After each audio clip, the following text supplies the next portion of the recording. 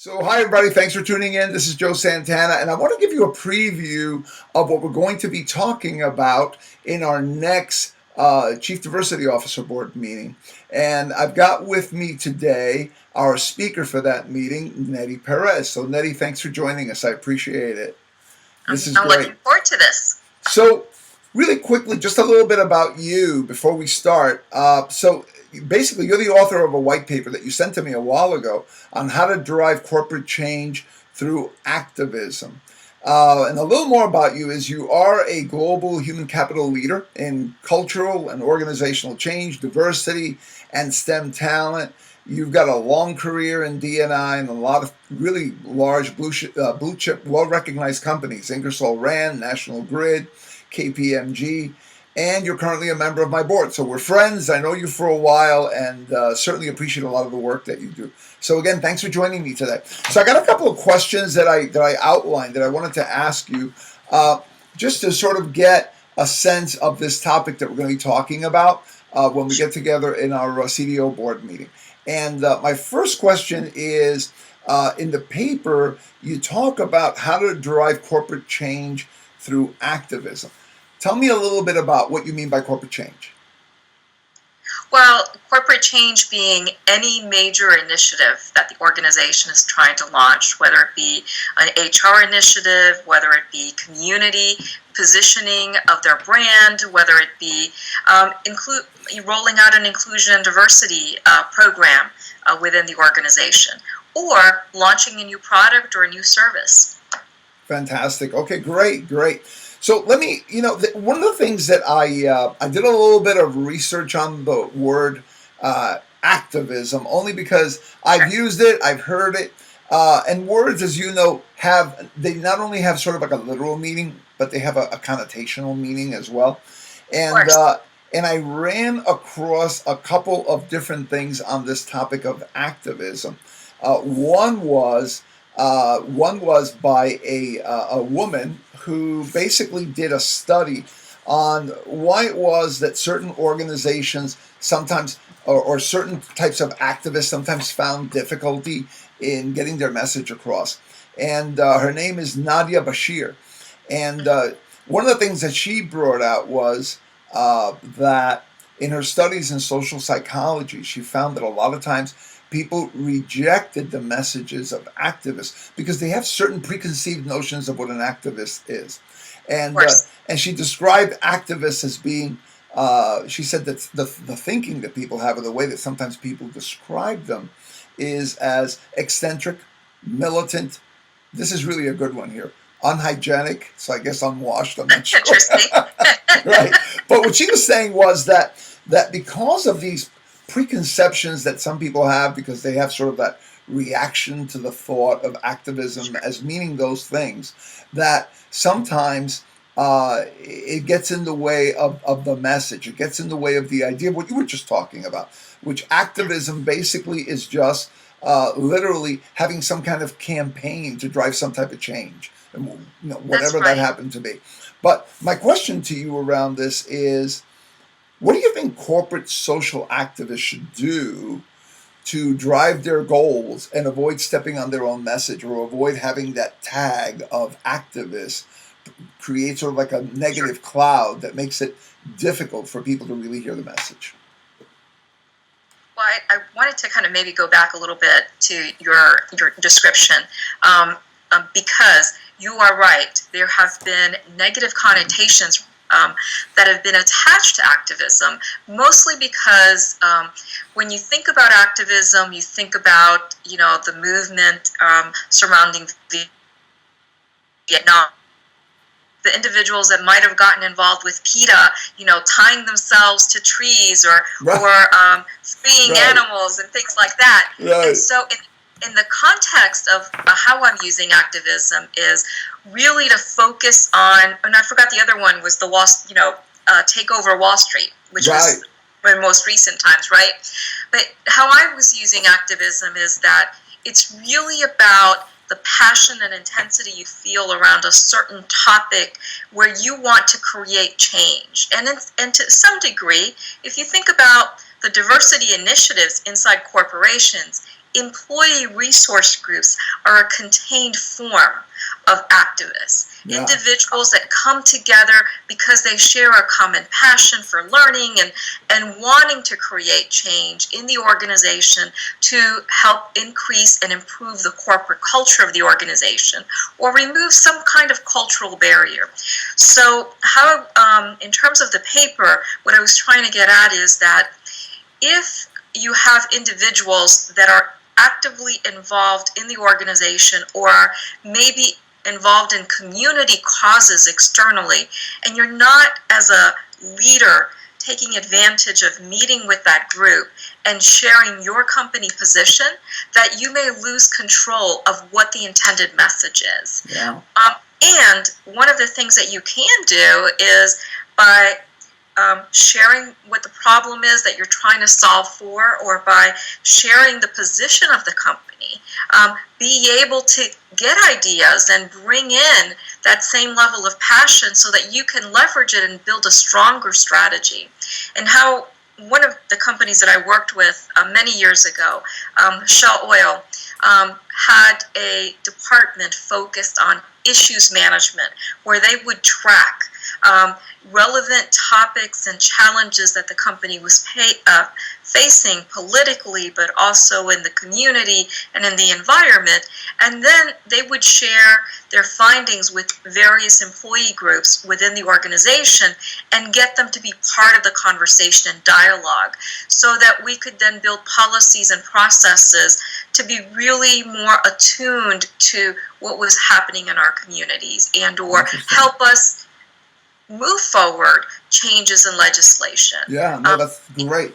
I'm glad that you brought up ERGs, because I was going to bring them up as well. So employee networks really began primarily as these activist communities, right?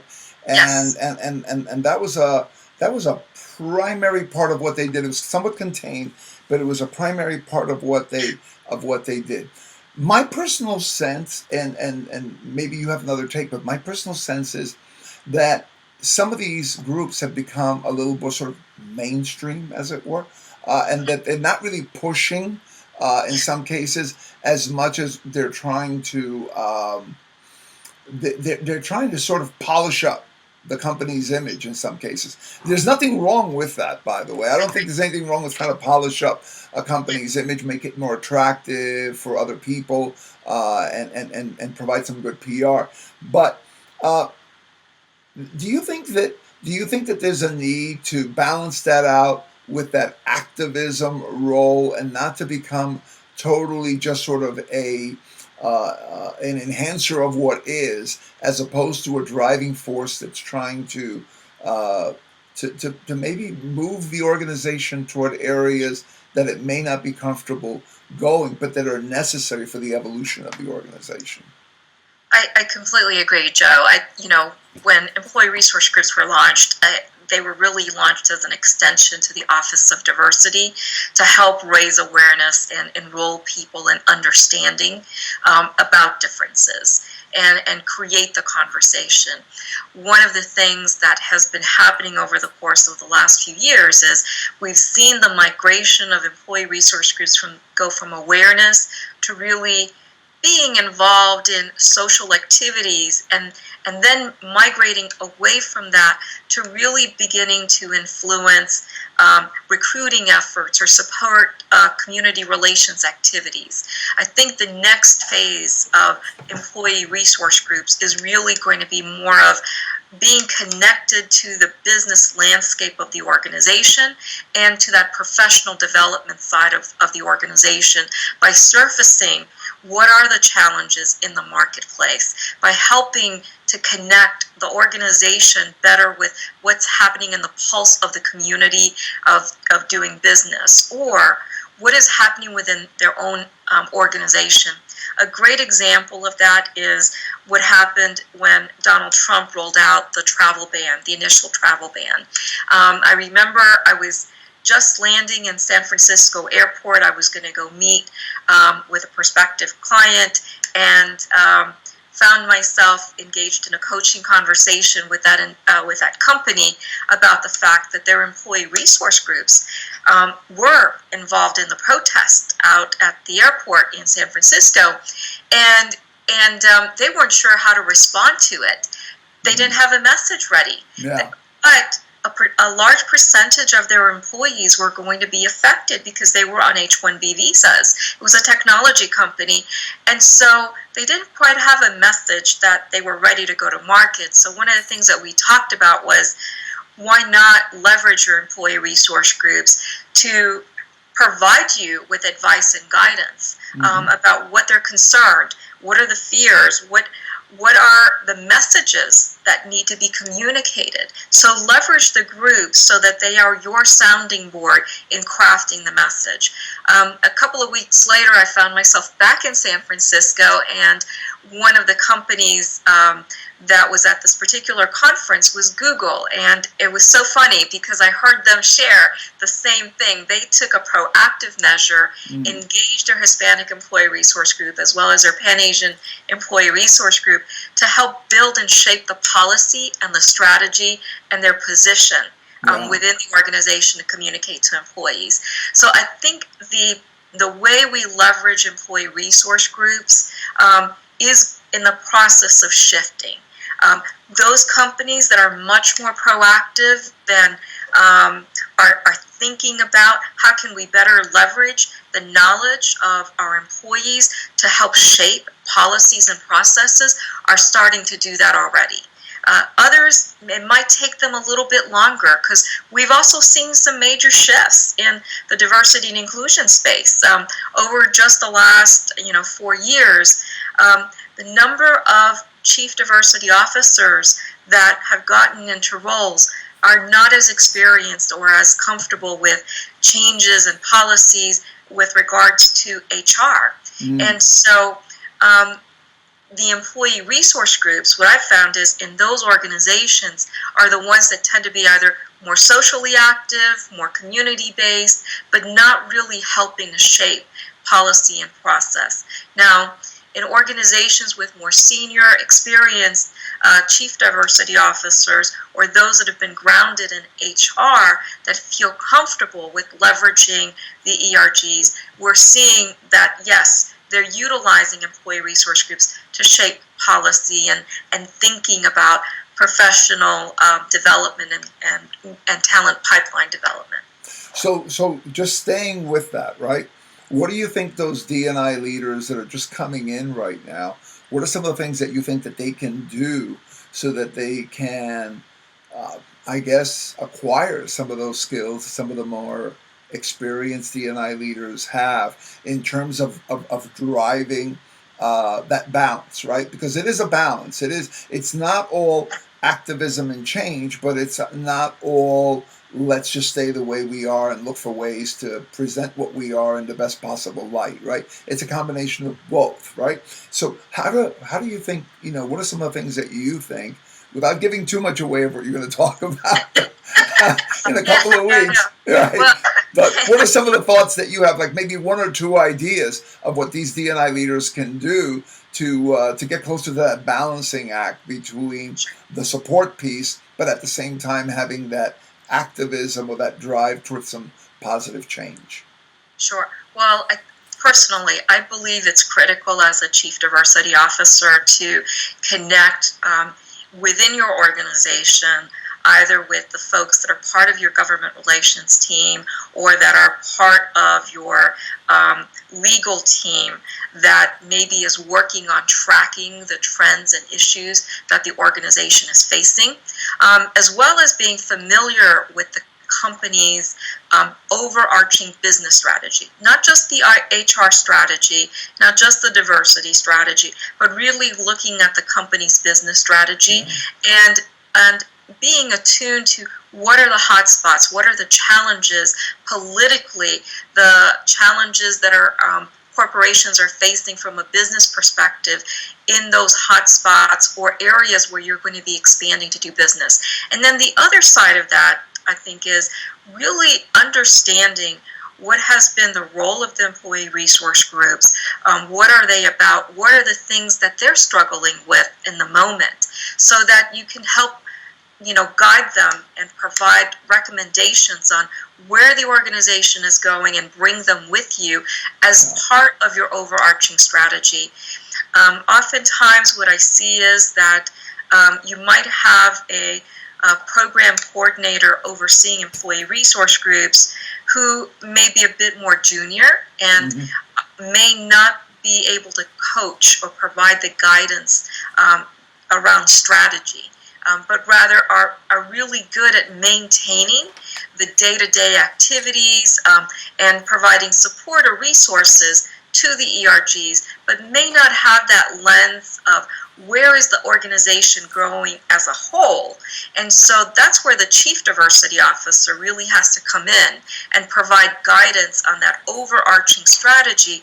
But in order to do that, they've got to understand where the business is going and what are the hot spots or challenges that the businesses are going to be facing, such as issues like the travel ban or even more recently, some of the things that have popped up around the LGBT community.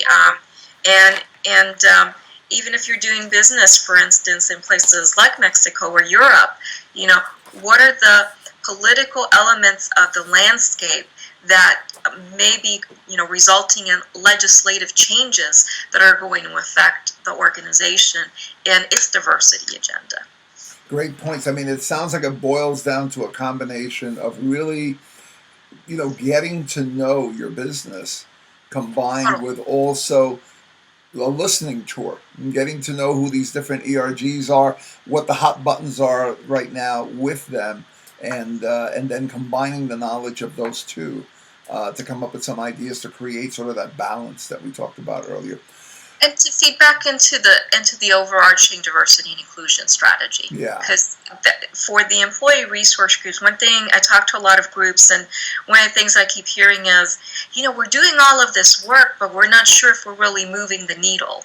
And so it's important to reinforce and show how their work is being incorporated into moving the needle in the D&I strategy.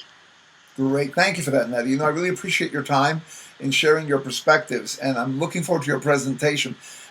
We can just go on and on and on talking about this, but I think that this gives a good idea of what it is that we're going to be discussing, and so I'm looking forward to it. So thanks again.